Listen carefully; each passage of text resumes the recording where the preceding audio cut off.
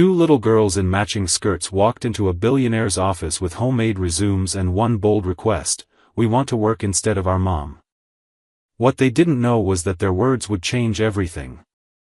The morning had a quiet chill as the elevators opened on the 27th floor of Harris & Company, one of the most powerful financial firms in Manhattan. Most of the employees hadn't arrived yet, only the early executives and assistants preparing the day's reports. The polished floors gleamed under the soft ceiling lights, the smell of freshly brewed coffee hung in the air, and the glass walls revealed a skyline still waking up under the soft gray light. Then came the soft, almost unnoticed sound of tiny shoes tapping against marble. Two little girls, no more than 6 years old, stepped out of the elevator hand in hand. They were identical, same height, same big curious blue eyes, same chestnut brown hair tied back neatly with white headbands. Each wore a crisp white shirt tucked into a simple denim skirt, white knee socks, and shoes that were just a bit too clean for a typical 6-year-old. Light blue backpacks were snug on their backs, and in their hands, they each held a piece of paper, folded neatly in half. They walked past the reception desk with the seriousness of someone on an important mission. One of the assistants stood up, confused. "Girls? Are you lost?" she asked gently. "No," said one of the twins, not looking up. "We have a meeting." "A meeting?" "Yes. With Mr. Daniel Harris." Before the assistant could respond, the girls had already moved down the hall with quiet determination. The glass doors to the CEO's office loomed ahead, intimidating even to senior staff. But the girls didn't pause. They pushed open the heavy door and stepped inside. Daniel Harris was sitting at his desk, absorbed in reading a report. He barely glanced up at first, expecting to see a colleague or assistant. But when he noticed two small figures standing silently near the door, he blinked and slowly lowered the file in his hands.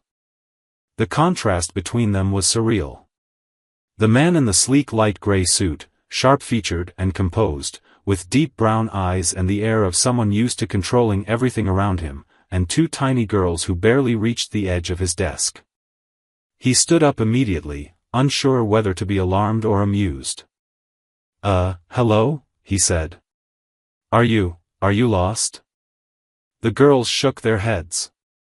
One of them stepped forward and extended her paper with both hands. "We came to apply for a job," she said. Daniel stared at her, then at the paper. "A job?" "Yes," the other girl chimed in. "We want to work instead of our mommy." There was a long pause. Daniel blinked. Then blinked again. The room fell completely silent except for the hum of the city outside. He stepped around his desk and knelt slightly so he could be eye level with them. "Wait," he said carefully, "who is your mom?" "Emma Gray," the first girl replied. "She works here. She cleans at night." Daniel frowned, surprised.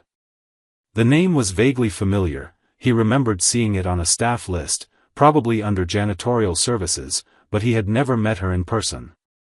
Still, his eyes searched theirs. "She always comes home really tired," said the second girl. "She tries not to show it, but we hear her crying in the bathroom." "She doesn't know we know," the first added. "We want to help her." Daniel looked down at the paper in his hand. It was brightly colored printer paper, and at the top there was a hand-drawn picture of a house, a sun, and 3 stick figures labeled Mommy, Me, and Me Too. Below that, written in large uneven letters, was what could only be described as a resume, a list of simple abilities like, can make coffee, clean up toys, and don't spill juice. He had reviewed thousands of resumes. None had ever looked like this. The girls stared at him expectantly, with a mix of hope and fear that no child should have to wear on her face. Daniel felt something shift inside him, quietly, but unmistakably. He was used to managing empires, to thinking in terms of numbers and quarterly goals. But at this moment, all of that seemed to fall away. He cleared his throat. "Girls," he said softly, "you're very young. You should be playing, not working. They both nodded solemnly. We know, said the first. But someone has to help Mommy. Daniel didn't have a response. Not right away. He simply stood there, holding the small, wrinkled paper, while two 6-year-old girls waited for him to say something that might change everything. Emma Gray's world was a quiet one. Not the kind of quiet that brought peace, but the kind that sat heavy on the chest and lingered in every corner of her small apartment like dust that couldn't be swept away. Every morning began the same, the alarm at 4:45 a.m., her body aching from the night before, the dull soreness in her knees from hours spent on tile floors, and the hollow echo of silence before the girls woke up. She would steal a few minutes for herself, sometimes just to stare at her reflection in the cracked bathroom mirror, sometimes to sit at the kitchen table, nursing a lukewarm cup of coffee while trying not to cry. She couldn't afford the luxury of breaking down. There was no one to catch her if she did. She had once dreamed of becoming a lawyer. She could still remember the scent of old law books, the sharp thrill of debate club, the certainty that she was building something. But when her husband Michael died in a sudden highway accident during her second year of law school, everything unraveled.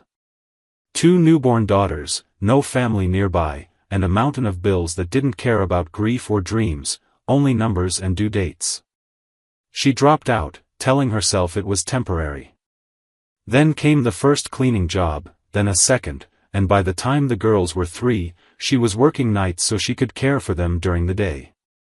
1 part survival, 1 part guilt. The job at Harris & Company had been a blessing in disguise. Stable hours, a decent wage for a cleaning job, and health insurance.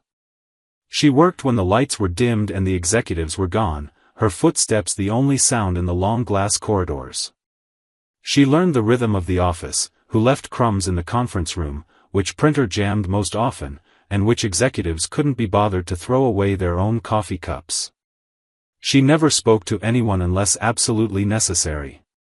That wasn't part of her job, and she wasn't interested in drawing attention. She didn't want pity.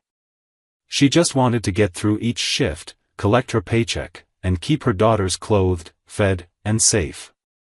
Some nights she found herself pausing in the executive wing, staring at the skyline from the 27th floor with her gloves still on and the mop beside her.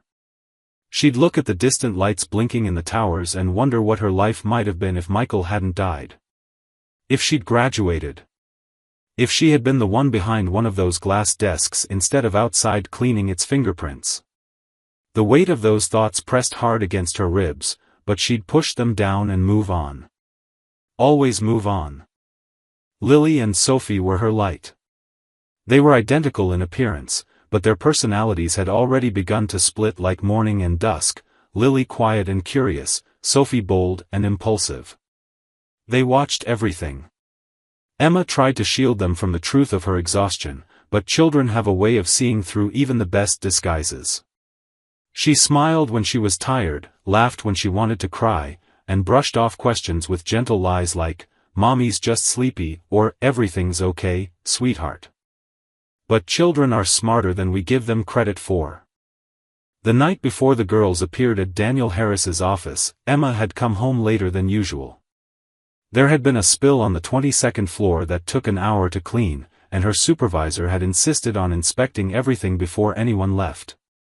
By the time she walked through the apartment door, the girls were asleep on the couch, hugging each other like they'd known for sure she wouldn't make it to tuck them in.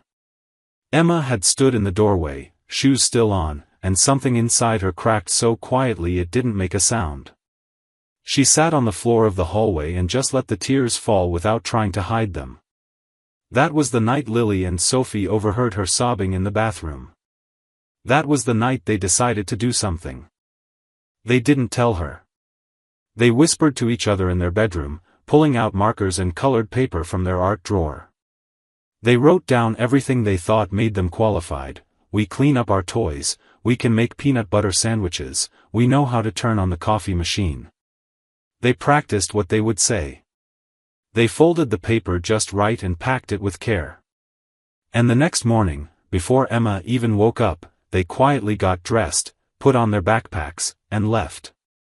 Emma didn't know they were gone until an hour later, when she came out of the bathroom and found 2 empty beds. Her heart nearly stopped. While she ran down the street barefoot, asking neighbors if they'd seen the girls, Lily and Sophie were already riding the subway uptown, asking a kind-looking woman which stopped to get off at 4, the biggest office building near the park. Back in her apartment, Emma searched the whole neighborhood, then finally called the police, her voice trembling, certain that something terrible had happened.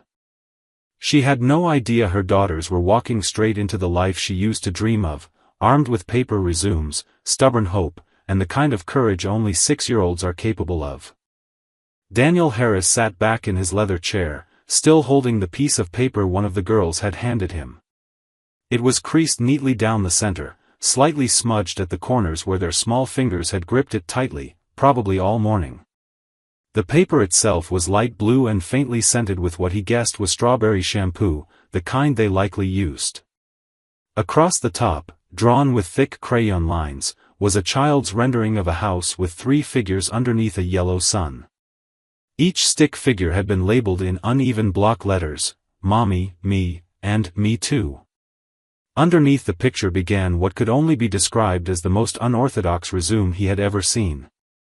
It wasn't filled with references or job titles. There were no bullet points listing achievements or skills sharpened over years in the workforce. Instead, it said things like, we can wipe tables really fast, we know how to fold clothes the way our mommy likes, and we never forget to say please and thank you. There was even a line that read, we can make coffee, but we can't reach the top shelf yet.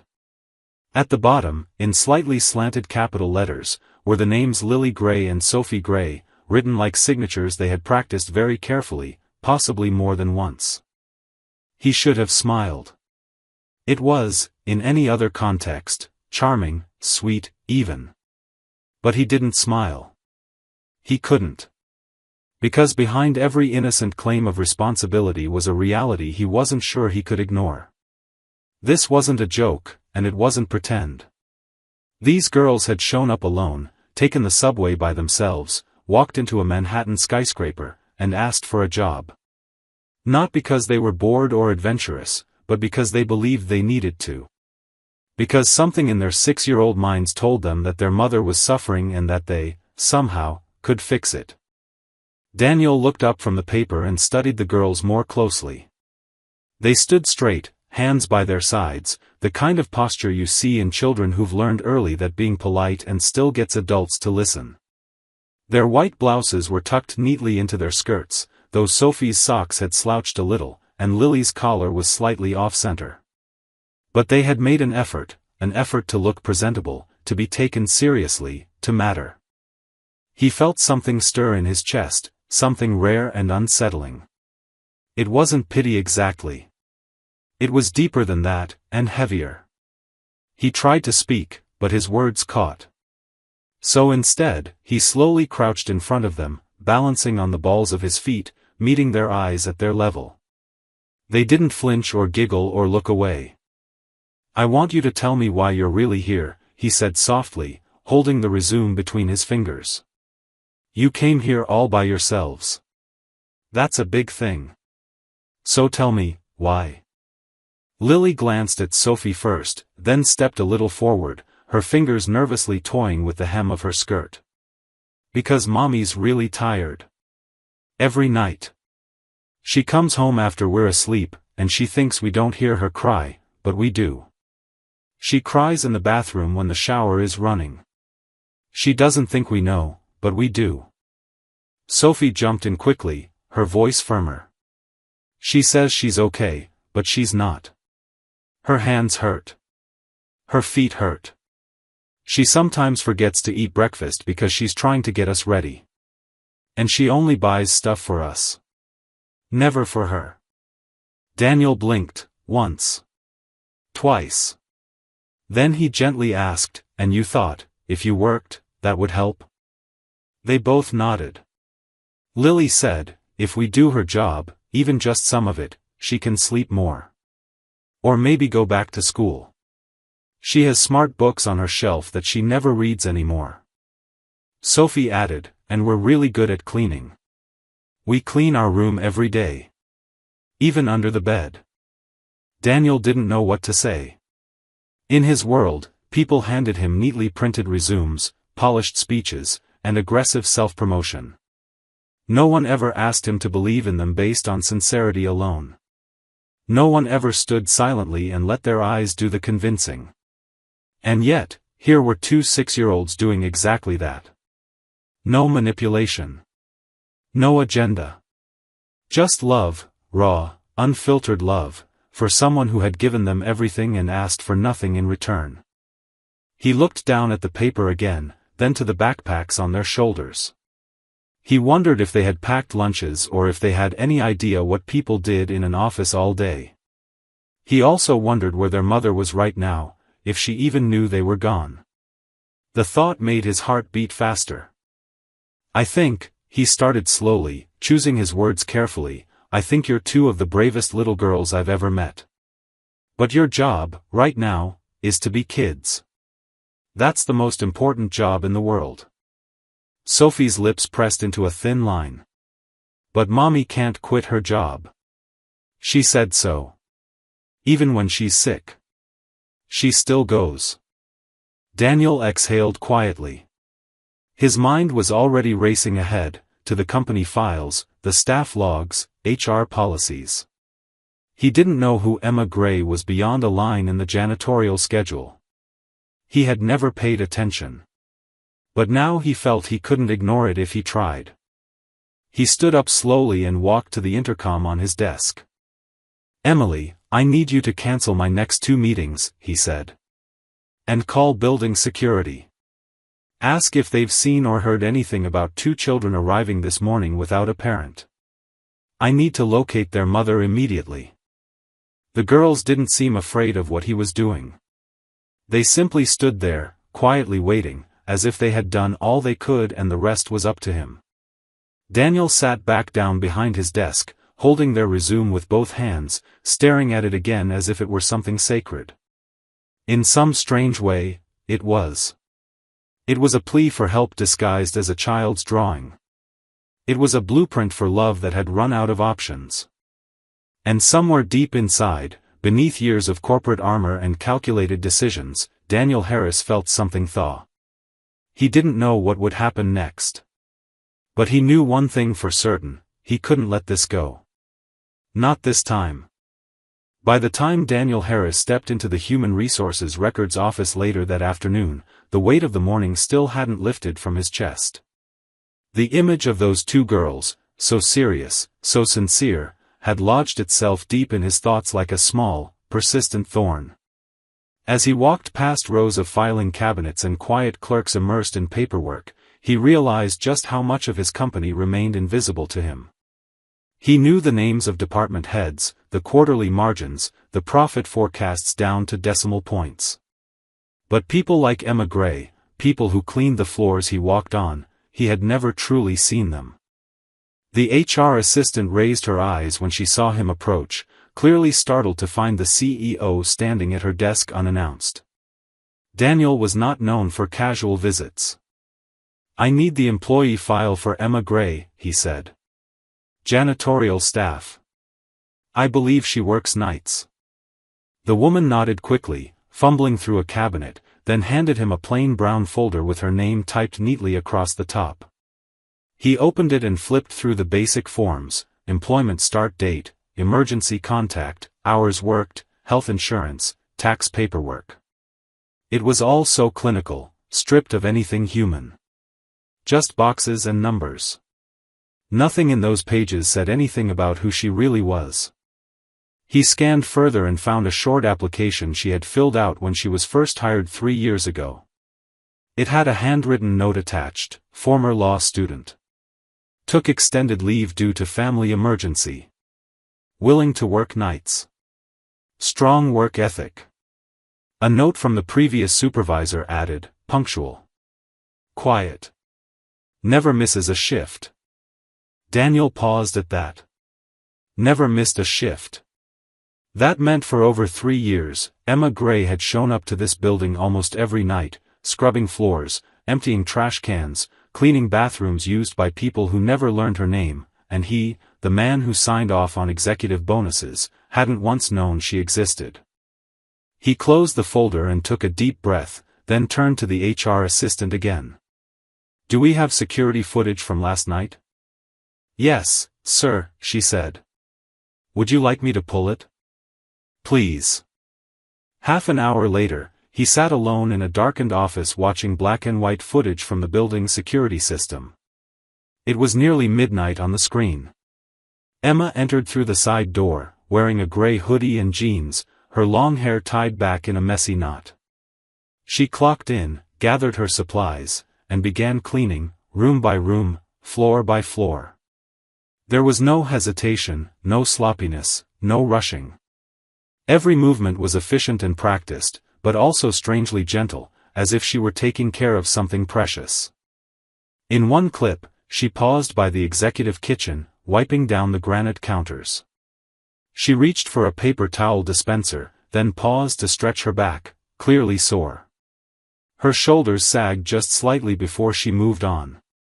There was no drama, no breakdown, no performance. Just quiet endurance. Daniel didn't realize he was holding his breath until the footage ended. The image on the screen faded, replaced by the reflection of his own face, drawn, contemplative, a little older than he had noticed before. For years, he had built his success on precision and control. He was known for his decisiveness, for seeing numbers where others saw emotions, for solving problems with strategy, not sentiment. But this wasn't a problem that could be fixed with a business plan or a memo. He leaned back in the chair, eyes tracing the last frame of Emma on the screen. It felt wrong, watching her like this without her knowing. Yet it was the first time he had truly seen her. Not just a staff member. Not just a line on a payroll sheet. A woman who had sacrificed everything for her children and never asked for anything in return. His thoughts returned to Lily and Sophie, how carefully they had dressed, how bravely they had stood in his office, how earnestly they had tried to take on a burden no child should carry. And all because they loved their mother enough to try to carry her exhaustion for her. That kind of loyalty couldn't be bought. That kind of character couldn't be taught. He knew then what he had to do. Returning to his office, Daniel pulled up her file on the internal system. There it was again, Emma Gray. Night cleaning crew. No complaints. No incidents. No missed shifts. Her contact number and address were listed. He stared at the screen for a long moment, debating whether to call or show up in person. Then he picked up the phone and dialed. It rang 3 times before a nervous, exhausted voice answered. "Hello?" "Ms. Gray," he said, trying to keep his tone calm. "This is Daniel Harris. I believe we need to speak about your daughters." Emma stood in front of the towering glass doors of Harris and Company in the early morning light, her heart pounding so hard it echoed in her ears. She hadn't slept. After the police call came and she was told her daughters were safe, and at her employer's office, of all places, her body had gone numb with shock, then flushed with 1,000 emotions at once. Relief. Panic. Embarrassment. Fear. And something else. Confusion. The officer had told her that the CEO himself had found the girls and insisted she come in to meet with him. That was what frightened her the most. She had worked in this building for over 3 years and had never once been summoned beyond the basement service elevator, let alone into the office of Daniel Harris himself. It felt like being asked to step onto another planet. As she entered the lobby, staff and assistants glanced up with polite interest. Her clothes were clean but modest, a navy sweater, dark jeans, worn-out flats. She had tried to tame her hair and hide the tiredness on her face with light makeup, but she still felt like someone who didn't belong. A young receptionist approached her with a clipboard and a nervous smile, clearly briefed but still not quite sure how to speak to the janitor who had somehow become an unscheduled guest of the CEO. "Ms. Gray? Mr. Harris is expecting you. Please follow me." Emma nodded and followed her through the long corridor lined with frosted glass and pristine white walls. Every step made her feel smaller. She thought of her daughters. She couldn't even be angry at them. She was too exhausted, too emotionally spent. Somewhere deep down, a part of her even understood why they had done it. When the assistant opened the door to Daniel Harris's office and stepped aside, Emma froze in place for a second. The room was massive, high-ceilinged and filled with natural light from the windows that overlooked the city. It was elegant but not cold, modern but not impersonal. Bookshelves lined one wall, and a framed photo of what looked like his parents stood on a low table. At the far end of the room, behind the wide oak desk, stood Daniel Harris himself. He wasn't what she expected. He wasn't towering or intimidating in the way some of the executives had seemed during her late-night shifts. He was tall, yes, and serious, but not cold. He wore a simple white shirt with the sleeves rolled up and a dark tie loosened at the collar. His eyes, a deep brown, looked directly at her with something she couldn't quite define, concern, perhaps, or curiosity. Maybe both. "Ms. Gray," he said gently. "Please, come in. Sit down, if that's all right." She stepped forward slowly, her hands clasped tightly in front of her.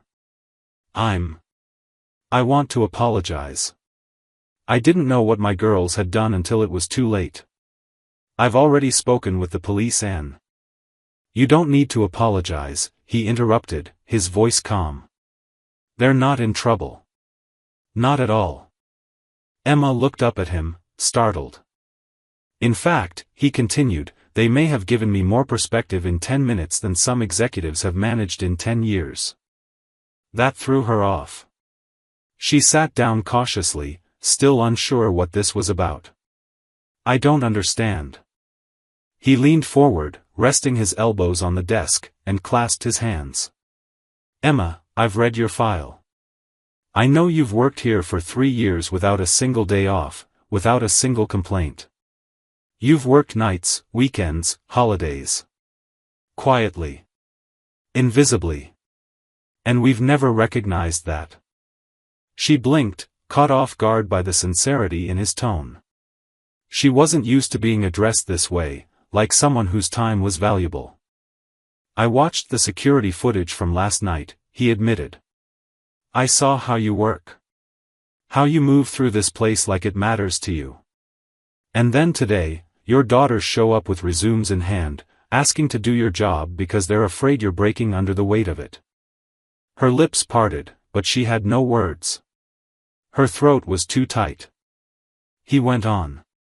"That's not normal. That's not something children should feel they have to do. But it told me more about your character, and theirs, than any interview ever could." Emma swallowed hard, her voice barely above a whisper. "I never wanted them to worry. I tried to protect them from how hard things have been. I didn't know they saw so much." "They see more than you think," he said gently. "And they love you with everything they've got." There was a silence that stretched between them, filled with something heavy but not unpleasant. Finally, he reached into a drawer and pulled out a thin folder. "This is a training packet for a new role in our legal department," he said. "We have an opening for a part-time legal assistant. It comes with a mentorship program and remote learning credits. You mentioned in your original application that you had started law school before life changed." Emma stared at the folder as if it were radioactive. "I haven't studied in years. I barely remember any of it. And I don't even have childcare. We'll cover your daughter's school tuition," he said, not missing a beat. "We have a partnership with a private early education program. They can attend full-time. You'll have time to study, to train, and to work. If," he paused, making sure his words came out right, "if that's something you still want for yourself." Emma sat frozen. Her hands trembled slightly as she reached for the folder. It felt unreal. She had been invisible for so long, surviving one day at a time, never daring to hope for more than rest at the end of a shift. And now, without warning, someone had opened a door she had assumed was locked forever. I don't know what to say," she whispered. "Say yes," he said simply. Emma looked up, and for the first time in years, something behind her eyes began to lift. She wasn't just tired. She wasn't just grateful. She was awake. Awake in a way she hadn't been since the day she left school with 2 babies in her arms and no road map for how to survive. Maybe this was the beginning of something. Maybe this was her turn. It didn't happen all at once. There was no grand announcement, no spotlight moment where Emma Gray stepped into her new life like a scene out of a movie. It happened quietly, steadily, like the soft arrival of spring after a brutal winter. Her first day as a legal assistant was a mixture of nerves, excitement, and deep-rooted doubt. She sat at a modest desk tucked in the far corner of the legal department, surrounded by shelves of case files and the constant hum of printers and phones. Her ID badge felt foreign around her neck, her company email inbox a strange and thrilling territory. She was 32 years old, re-entering a world she had once believed would never welcome her back. The first few weeks were hard. Though Daniel had arranged a flexible schedule and made sure she had access to a mentor, an experienced paralegal named Rachel, Emma still struggled to trust herself. There were moments when legal terminology seemed like a forgotten language, moments when her fingers hovered uncertainly over the keyboard, afraid to type the wrong word. But there were also victories. Small, quiet victories.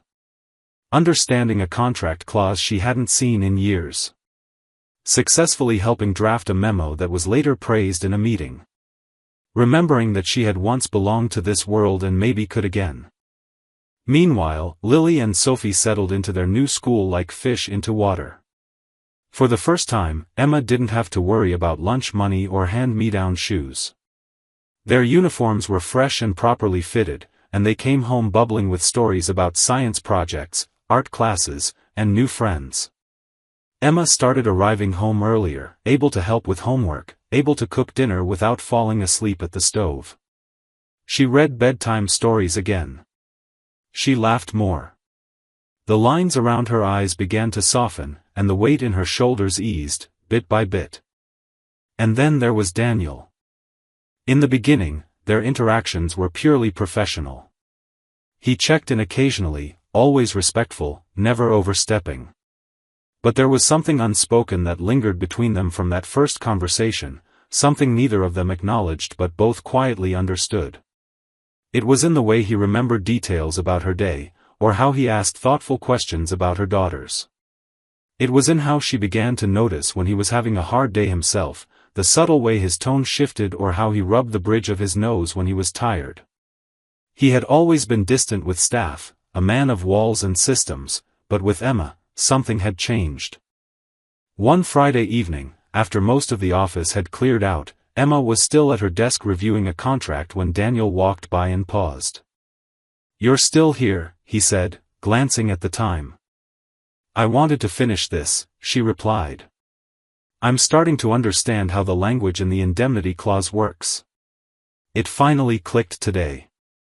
He smiled, that rare kind of smile that softened the sharpness in his features.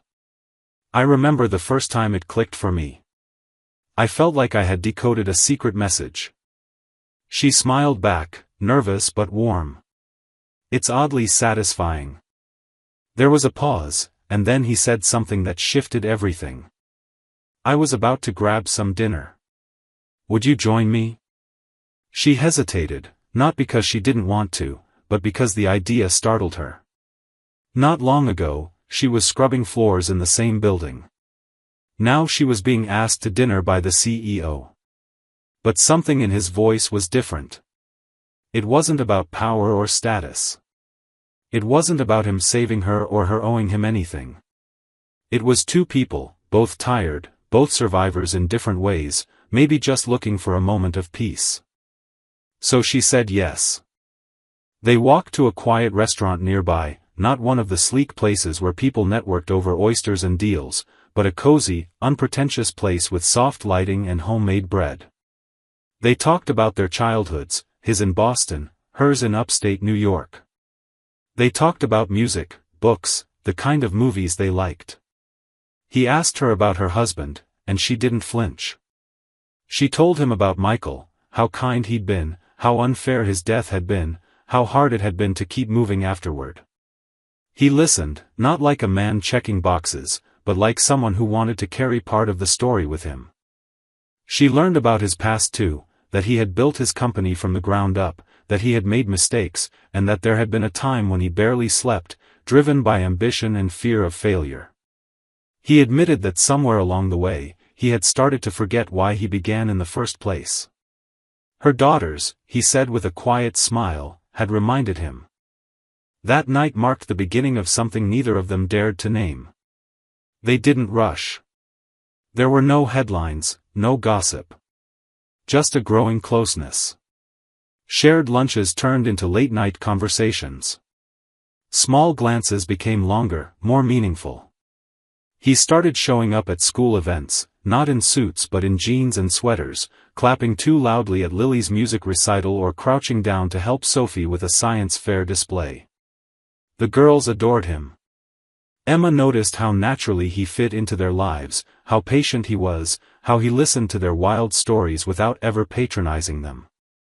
For the first time in years, she began to believe that maybe she wasn't just surviving anymore. She was healing. And so was he. One night, as they walked back from a school play, Emma turned to him under the streetlights, her daughters walking a few feet ahead, chasing each other with scarves. "You've done so much," she said quietly. "For them. For me. I don't know how to thank you." He looked at her with a kind of seriousness that made her heart skip. "You don't owe me anything, Emma," he said. I think you gave me my life back too." They stood there for a moment in the gentle noise of the city. And then, for the first time, he reached out and took her hand. Neither of them said anything else that night. They didn't have to.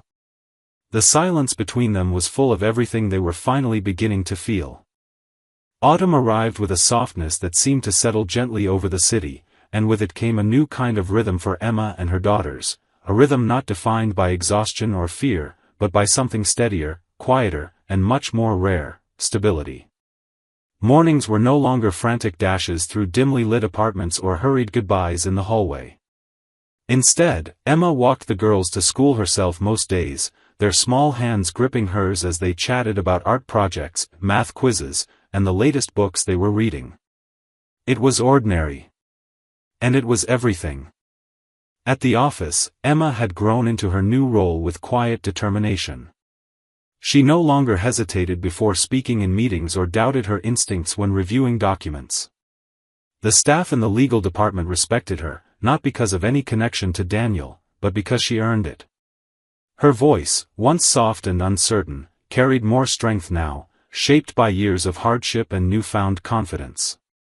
She had become someone who could command attention without raising her voice, someone who belonged. As for Daniel, his world had changed in ways he hadn't fully anticipated. For a man who had once lived by spreadsheets and efficiency, he found himself lingering over breakfast with the girls, letting them braid his hair into crooked knots while they giggled at how unserious he looked. He became someone who brought home storybooks and tried to cook pancakes on Sundays, usually burning the first batch but laughing at his own failure. It was new, this version of him, more grounded, more human. The people around him noticed. His board members, his staff, even his own siblings had begun to comment on the shift. There was a calm in him now, a kind of softness behind the steel. And it had everything to do with the woman who had once cleaned his floors without him ever knowing her name. Emma had kept her boundaries at first. She was protective of her girls, cautious with her heart. She knew how easily good things could disappear. But over time, the fear gave way to something deeper. She saw how Daniel treated her daughters, not like a man trying to win approval, but like someone genuinely invested in their joy and growth. He celebrated their smallest victories. He sat through their long stories. He showed up. Not just when it was convenient, but always. One evening in late November, after a particularly cold day, Daniel invited Emma and the girls to his apartment for dinner. It had become a quiet tradition over the past few months, Friday dinners together, sometimes takeout, sometimes a home-cooked experiment. That night, he had tried to make chili from his mother's recipe, which resulted in mild chaos and a kitchen dusted in cumin, but the girls declared it the best thing they'd ever tasted, largely because of the sheer effort involved. After dinner, Lily and Sophie retreated to the living room to draw while Emma helped Daniel put away the dishes. The kitchen was warm, the windows fogged slightly from the heat, and the quiet between them was companionable. As they stood side by side at the sink, Daniel suddenly turned to her, wiping his hands on a towel. "I've been thinking about something," he said carefully. Emma looked up from rinsing a bowl. "What's that?" He paused, watching her for a long moment. "You changed my life, Emma. Completely. And not just because of what you do here, or how you've raised the girls, or even how you've survived so much with so much grace. It's you. You've become the center of this world I didn't know I was missing." She blinked, caught off guard. Her breath stilled. "I don't want this to be temporary," he said, his voice low, steady. "Not the dinners, not the school plays, not falling asleep with crayons stuck in the couch cushions. I want this to be our life. All of it. The ordinary, the imperfect, the real." He reached into his pocket and pulled out a small box. Emma's eyes widened, and she barely managed a whisper. "Daniel. I'm not asking this because I feel obligated," he said quickly, sensing her hesitation. "And I'm not trying to rescue anyone. You've never needed rescuing. I'm asking because I love you. I love the girls. I love the life we've built without even meaning to. And I want to make it official. I want to be your partner. Their father. If you'll have me." He opened the box, revealing a simple, elegant ring, nothing flashy, nothing cold. It looked like something chosen with care, something chosen for her. Tears welled in Emma's eyes before she could stop them. She covered her mouth, laughing and crying all at once. "You're serious." "I've never been more serious," he said. Behind them, from the living room, came the quiet voice of Sophie, "Are you marrying our mom now?" They both laughed, turning to find the girls peeking around the corner, their eyes wide and eager. Daniel looked at them, then back at Emma. "If they're okay with it," he said softly. Lily nodded solemnly. "You make her smile. Like really smile." Emma looked at all three of them, her girls, this man, this unexpected life, and for the first time in years, she felt no hesitation. Only gratitude. Only love. "Yes," she said, her voice shaking with joy. "Yes. Of course yes." The girls squealed, running in to hug them, and Daniel wrapped his arms around all three, holding on to the family he had never expected to find but now couldn't imagine living without. The wedding was not extravagant, and that was exactly how Emma wanted it. She had spent years surrounded by the cold opulence of places like Harris and Company, polished floors, sharp suits, rooms filled with people who valued power more than kindness. She had no interest in chandeliers or champagne fountains. She didn't want a day built on spectacle. She wanted something real, something that reflected the life they had created out of simple things, trust, laughter, healing, and the deep, quiet kind of love that doesn't demand attention but transforms everything it touches. The ceremony was held in a small garden just outside the city, nestled between tall oaks and trailing ivy. It was early spring, the air still crisp but filled with promise. White folding chairs were lined in neat rows, each decorated with a single ribbon that Lily and Sophie had tied themselves, insisting they be part of every detail. They had also made the invitations, using colored markers and glitter that still clung to the kitchen table weeks later. Every corner of the day held their fingerprints. It wasn't just their mother's wedding, it was the beginning of their family, too. Emma wore a soft ivory dress that brushed her ankles, simple and elegant, with lace at the cuffs and a small row of buttons down the back. Her hair was swept up loosely, with 2 tiny white flowers tucked behind her ear, picked by Sophie that morning. She didn't wear heavy makeup or a veil. She didn't need them. Her face, radiant and calm, told the story of someone who had walked through fire and still found her way to light. Daniel waited for her beneath an arch woven with fresh branches and early blooms, dressed in a navy suit with no tie, his expression soft and reverent. He didn't blink as she walked toward him, one hand held by each of her daughters. Lily looked proud and careful, Sophie beamed so brightly she could have powered the entire ceremony. They reached him together, and Emma placed a kiss on each girl's forehead before taking Daniel's hand. There were no grand speeches, no endless procession of readings. Just a few honest words exchanged between 2 people who had earned every moment of joy through years of sacrifice and patience. Daniel spoke first, his voice low but sure. "When I first met you, I didn't know how to see beyond the walls I'd built around myself. I thought strength meant control, and success meant distance. But you, Emma, you showed me what real strength looks like. It's quiet. It doesn't announce itself. It just carries on. You carried your daughters, your grief, your hope, your exhaustion, and still somehow made room for kindness. You changed me. You made me better. I promise to keep choosing you, every day, for the rest of my life." Emma's voice trembled slightly as she answered, but her eyes never left his. "I never expected to be standing here. Not after everything. I didn't think someone like you existed. Someone who could see me, not as a project, not as someone to be rescued, but as a person worth loving. You never asked me to be anything but myself. You didn't just love me. You loved my girls. You gave us space to breathe again. I promise to stand with you the way you stood with us, without hesitation, without fear, with my whole heart." The girls held the rings, Lily balancing Daniel's in a small velvet box, Sophie cradling their mothers like it was the most sacred thing in the world.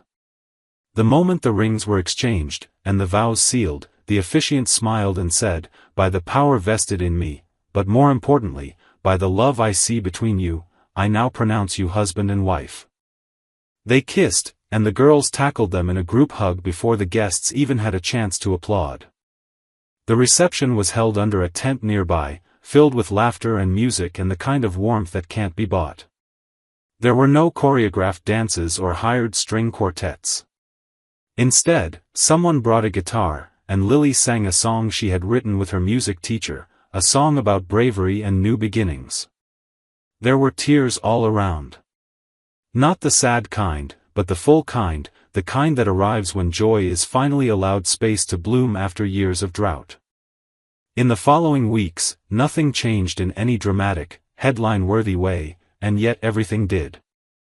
They moved into a modest house with a small backyard where the girls could run barefoot in the grass.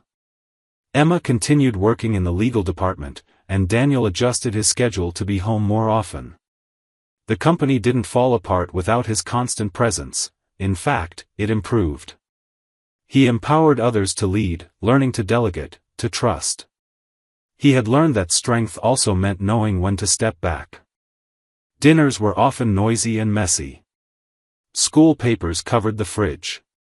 The dog they finally adopted chewed up 2 pairs of Daniel's shoes. But the chaos was welcome. It was real. And so was the peace that came with it. Emma sometimes thought about the version of herself who had once sat on the floor of her apartment, crying behind a locked door so her daughters wouldn't hear. That woman had survived unimaginable loneliness. She wished she could reach back in time and whisper to her, "Hold on. Not just because something better is coming, but because you are worthy of it when it does." And Daniel, once a man ruled by silence and structure, now often found himself lying on the living room rug with coloring books scattered around him, listening to Sophie explain the plot of her latest imaginary story while Lily built towers out of pillows and blankets. In those moments, surrounded by love he never knew he needed, he realized that everything he had built before meant nothing compared to what he had now. They hadn't just created a family.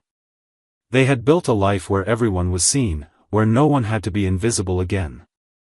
Where love didn't announce itself with grand gestures but showed up every single day, in peanut butter sandwiches, in shared laughter, in quiet hand-holding on the couch.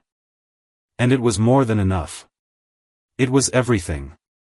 This story, at its heart, is not about wealth or fairy tale romance. It's about dignity, resilience, and the invisible strength of a mother who kept going when the world gave her nothing. It's about two little girls who saw that strength and refused to let it be buried in silence. It's about how love, when it's real, shows up not with grand gestures but with consistency, humility, and the courage to see someone fully, even when they're kneeling on a tile floor, scrubbing the lives of others. What makes the ending powerful isn't that Emma found a husband or a new job, it's that she reclaimed her voice. She didn't get rescued, she rose. And Daniel didn't save her, he listened, he learned, and in doing so, he was changed too. It's a reminder that sometimes, the most extraordinary beginnings grow out of the quietest, most painful places. And sometimes, the smallest voices, two children with a paper resume, can shake the foundations of an empire and open the door to something truly human.